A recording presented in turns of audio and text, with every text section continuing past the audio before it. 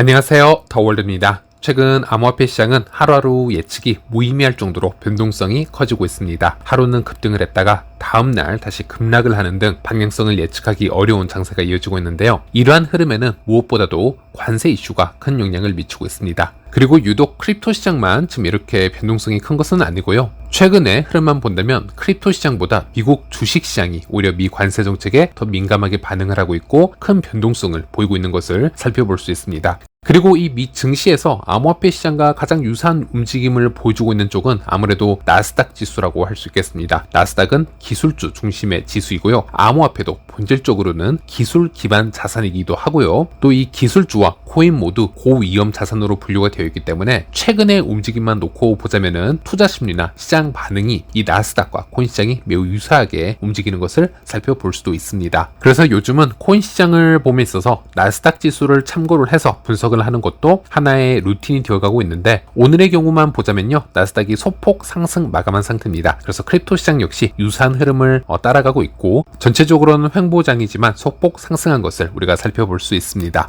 암호화폐 시장 전체 시총은요 2.68조 달러로 횡보세를 이어가고 있고요. 비트코인 도미넌스는 62.8%로 여전히 높은 비중을 차지하고 있습니다. 이 얘기는 아직은 비트코인을 제외하고 알트코인들은 힘을 쓰고 있지 못하다, 이렇게 얘기를 할 수 있겠고요. 또 비트코인 ETF는 7일 연속 순 유출을 기록하고 있습니다. 그래서 아직까지는 분위기 전환이 완벽하게 되지 않은 것을 살펴볼 수 있고, 공포 탐욕 지수를 살펴보더라도 여전히 29포인트로 공포 단계에 머물러 있는 것을 확인할 수 있습니다. 그래서 시장 분위기는 아직도 위축되어 있는 상태이다 라고 보시면 되겠습니다. 그리고 버블 차트로 주간 성적표 한번 살펴보도록 하겠습니다. 지난 한 주간 상승과 하락을 크게 반복해왔던 장이라고 하지만, 그래도 일주일간의 상황만 놓고 보자면요, 알트의 경우 하락보다는 상승의 폭이 좀 더 컸던 한 주였던 것 같습니다. 현재까지 큰 하락을 가져왔던 파이도 오랜만에 주간 성적표 나쁘지 않았습니다. 한 주 동안 23% 이상의 상승폭을 보여주었고요. 그리고 이번 한 주 동안 눈여겨볼 만한 부분이 바로 이 만트라 OM 코인의 몰락이지 않을까 싶은데요. 저는 이 만트라 코인에 관해서는 큰 관심이 없던 상태였지만, 일단 이 시장에 큰 이슈를 좀 가져오고 있는 만큼 잠시 정리를 해보고 넘어가도록 해보겠습니다. 일단 이 만트라 코인은요, 시총 20위권 안에 들 정도의 작지 않은 마켓캡의 코인이었고요. 현재 보시는 게 일봉 차트인데 절대 나와서는 안 되는 차트가 나왔습니다. 보통 이런 것을 보고 우리는 러그풀 사기라고 부르고 있기도 한데요. 실제 이 이슈가 러그풀 스캠이 맞는지 아니면 다른 큰 이유가 있는지는 몰라도 지금 차트만 보면은 러그풀이라고 보는 게 맞을 것 같고, 이 프로젝트에 대한 신뢰가 완전히 깨진 그런 차트라고 우리가 분석을 해야 될 것 같습니다.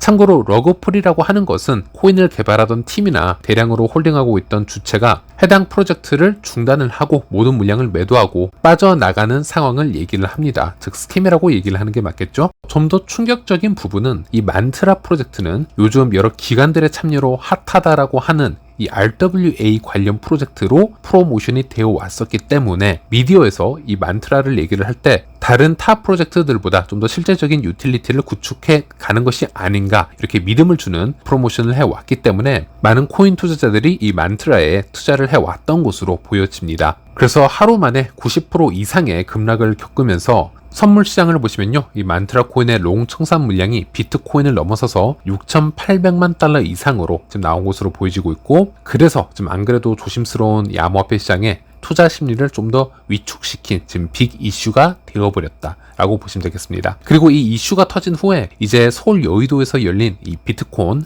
RWA 서밋 행사가 있었습니다. 그리고 여기에 이 만트라 개발팀이 참여를 했습니다. 이 사건이 터지고 나서 바로 이 행사가 열렸는데요. 만트라의 개발자는 무대에 올랐고, 이번 사태는 해킹이나 내부자 매도가 아닌 외부에서 발생한 강제 청산 때문에 발생한 일이다, 이렇게 해명을 했고, 주요 거래소에서 여러 투자자 계정이 타깃이 되었고 레버리지 기반 포지션이 강제 청산이 되었다, 이렇게 설명을 했습니다. 그 후에 기조 연설과 패널 토론을 모두 취소를 하고 급하게 현장을 떠났다, 이렇게 지금 분위기를 전하고 있는데, 블록 미디어에 따르면은, 하지만 온체인 데이터를 보았을 때는 그 개발자의 설명과 일부 차이가 있는 정황이 지금 보이고 있고, 블록체인 분석가들은 대량의 이 만트라 토큰이 거래소로 이동하는 모습을 포착을 했고, 또 일부는 만트라의 주요 투자자인 레이저 디지털과 연관이 있다라고 밝혔고, 또 커뮤니티에서는 거래소로 대량 입금과 투명성 부족에 대한 의혹이 지속적으로 제기가 되고 있다고 합니다. 네, 그래서 시총 20위권의 알트코인이 하루아침에 이렇게 어이없을 정도로 큰 폭락을 가져왔고, 또 그동안 프로모션을 하면서 여러 RWA나 여러 비전을 제시를 해왔던 프로젝트였다라는 점에서 현재 크립토 시장에 큰 임팩트를 준 그런 큰 이슈라고 보시면 되겠습니다.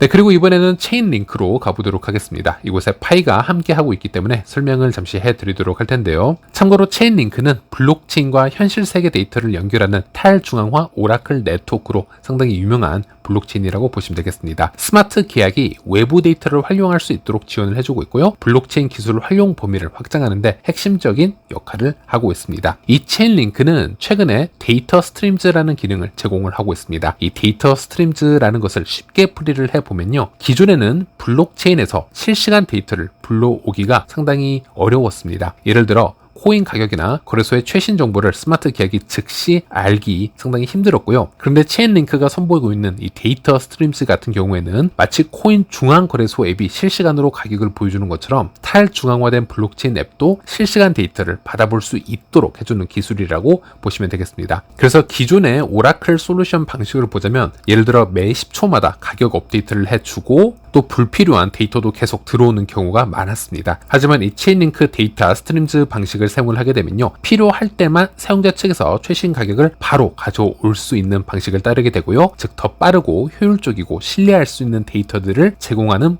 네트워크다라고 보시면 되겠습니다. 그럼 이런 방식이 어디에서 바로 사용이 될 수 있을까라고 생각을 해본다면요, 몇 가지 바로 떠오르는 게 있습니다. 미래 코인 파생 상품 거래소 옵션 예측 시장에서 유용하게 사용이 될 수 있고요. 특히 이곳에서는 실시간 가격이나 정해진 시간의 가격이 매우 중요하기 때문에 이 체인링크의 데이터 스트림스 방식이 유용하게 사용이 가능하게 될 것이고, NFT 마켓에서도 기존에서는 우리가 최저 가격을 실시간으로 받아볼 수가 없었습니다. 하지만 체인링크 데이터 스트림스를 이용을 하게 되면 NFT 마켓에서 실시간으로 최저 가격을 확인할 수 있는 그런 장점이 있겠습니다. 그래서 이제 이 체인링크의 데이터 스트림스에 지속적으로 지원이 되는 암호화폐들이 증가하고 있는데요. 이번에 파이 네트워크 또한 지원이 되는 것으로 나와 있습니다. 파이가 앞으로 탈중앙화 거래소는 물론이고요, 파생상품 거래, 또 NFT 등 여러가지 생태계 확장을 해 나가야 할 텐데, 당연히 체인링크의 이 고빈도 시장 데이터를 받게 되면은 큰 이점을 누릴 수 있게 될 것 같습니다. 당연히 여기에 대해서 미디어들도 긍정적인 평가를 하고 있습니다. 이로 인해서 앞으로 파이의 디파이 생태계 실시간 데이터와 신뢰성 있는 가격 피드를 통해서 다양한 응용이 가능해졌다라는 평가를 하고 있고, 이것이 파이 가격 상승에 어느 정도 영향을 미칠 수 있는 부분으로 긍정적 평가를 하고 있는 것을 살펴볼 수 있습니다. 네, 그리고 영상을 만드는 시간 기준으로 2시간 전에 코어팀의 공식 계정에서 포스팅이 떴습니다. 내용은 이미 다 아시는 내용일 거라 봅니다. 파이 광고 네트워크 관련이 되겠고요. 파이 광고 네트워크는 파일럿 프로그램을 완료를 했고, 이제 개발자들이 파이 광고 네트워크에 신청을 할 수 있는데, 이 선정의 전제 조건은 메인넷 생태계 인터페이스에 앱이 등록이 되어 있고 개발자 생태계 가이드라인을 준수를 해야 된다는 점입니다. 이런 언급을 볼 수 있고요. 지금은 수많은 파이 앱들이 개발 중에 있습니다. 하지만 파이 브라우저에 접속을 해보시면요, 에코시스템으로 가보셨을 때 그곳에 노출되어 있는 파이 앱의 수는 한정적인 것을 볼 수 있는데요. 그 이유로는 파이 브라우저의 정식 앱으로 등록이 되기 위해서는 파이의 가이드라인을 먼저 모두 따를 수 있어야 된다라고 코어팀은 얘기를 하고 있고, 그리고 그렇게 가이드라인을 준수하는 앱들 위주로 파이 광고 네트워크를 신청을 했을 시 수락이 될 수 있다. 지금 이 얘기를 하는 거라고 보시면 되겠고요. 자, 그렇다면 파이 브라우저의 이 에코시스템의 앱으로 정식으로 등록이 되기 위한 조건을 또 보자면은, 이미 개발자들에게 가이드라인이 주어졌는데 이것을 제가 요약을 해서 가져와 보았습니다. 일단 어느 정도 사용이 가능하고 깔끔한 UI가 제공이 돼야 되는 게 제일 먼저고요. 그 다음 개발자 KYC는 필수가 되겠습니다. 그리고 도메인에 파이라는 글자 사용은 금지고요. 파이 로고와 색상 디자인, 무단 사용을 또 금지를 하고 있습니다. 또 파이 SDK를 통한 로그인 방식만 허용을 하고 있고, 이메일, 구글, 페북, 로그인은 허용을 하고 있지 않습니다. 그리고 파이 코인으로만 결제를 해야 되고, 다른 코인이나 법정화폐는 허용을 하고 있질 않습니다. 그리고 외부 웹사이트로 이동시키는 부분은 추가적인 심사는 필요하지만 지양되어야 되고요.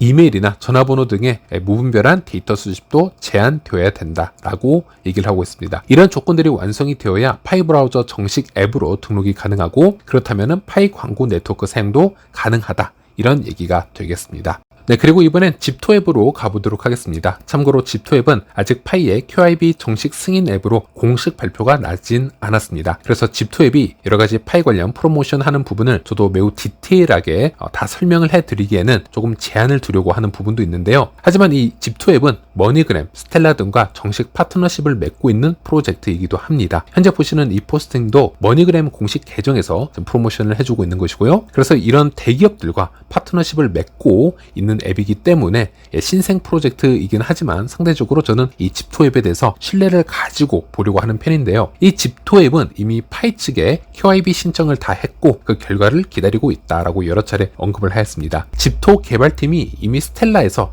여러 앱 구축 사례가 있기 때문에 파이 블록체인에서 개발이 어렵지 않았다라는 언급도 직접적으로 여러 번 해왔었고요. 참고로 스텔라 위에서 개발 경험이 있는 개발팀들은 파이에서 개발이 매우 쉬워질 수밖에 없습니다. 그만큼 파이와 스텔라의 개발 환경이 매우 동일하기 때문이고, 또 집토앱 지갑에서는 최근에 파이코인을 통합 및 테스팅을 진행을 하고 있다는 언급을 해왔었고, 또 집토앱 안에서 파이코인을 통해서 여러 결제 시스템에 통합되도록 노력을 하겠다, 이런 비전을 언급을 하기도 했었죠. 그리고 이번에는 집토 자체 콜드 월렛이 지금 나왔습니다. 집토 볼트키 카드라고 해서 VKC라고 부르고 있는데, 이곳에서 파이코인을 저장 가능하다라고 언급을 하고 있습니다. 이 VKC는 비밀키를 카드와 휴대폰에 나누어 저장을 하게 되고요. 사용자가 카드와 휴대폰을 직접 접촉시켜야만 거래가 승인이 되기 때문에 해킹의 위험이나 실수로 파이 블록체인의 트랜잭션이 발생하는 일이 사실상 불가능해졌다라고 언급을 하고 있습니다. 즉, 우리가 장기간 파이코인을 홀딩할 의도가 있고 자주 사용할 생각이 없다면요, 그런 분들은 이렇게 콜드 월렛에 파이코인을 보관을 해두면 상대적으로 안전하게 길게 보관을 할 수 있게 됩니다.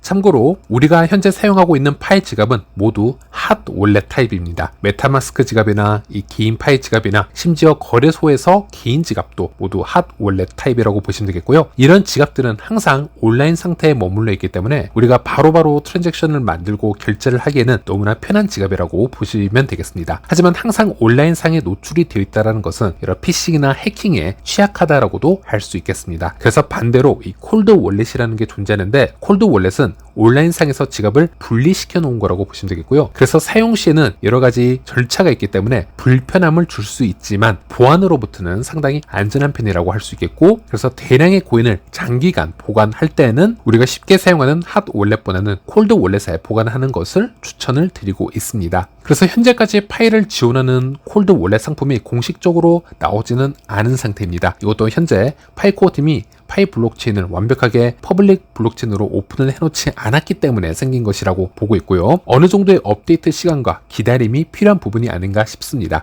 그런데 이번에 집토가 본인들이 최초의 콜드 월렛을 카드 형태로 출시를 하고 있다, 이렇게 발표를 하였는데, 그래서 여기에 대해서는 일단 이런 일도 있구나 알아만 놓으시고요. 일단 이것도 파이코어 팀의 공식 발표나 KYB 업데이트를 먼저 지켜보는 게 순서이지 않을까, 이렇게 말씀드릴 수 있겠습니다. 어쨌든 이 모든 게 사실로 드러났고, 나중에 코어 팀도 이 집토앱의 KYB 통과 또는 파트너십을 인정을 하게 되면 저도 나중에 다시 디테일하게 리뷰를 해드리도록 하겠습니다.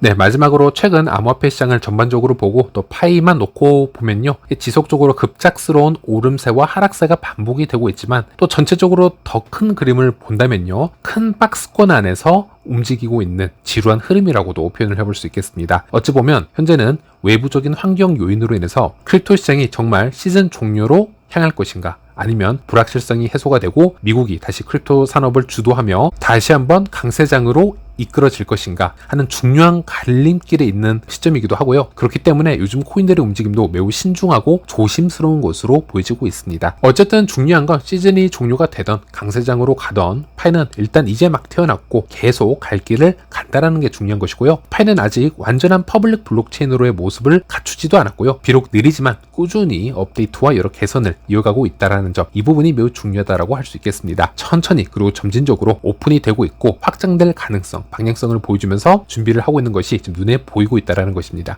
그래서 파이는 현재보다는 오히려 미래에 대한 기대감이 더 큰 프로젝트로 저는 느껴지고 있습니다. 여러분들도 이 지루한 장세 속에서 너무 조급해하지 마시고요. 차분하게 하나씩 이 시장을 공부해 나가시면서 파이의 이 긴 여정도 함께 지켜보시길 부탁드리겠습니다. 오늘은 여기까지입니다. 다음 영상에서 다시 찾아뵙도록 하겠습니다. 시청해주셔서 감사합니다.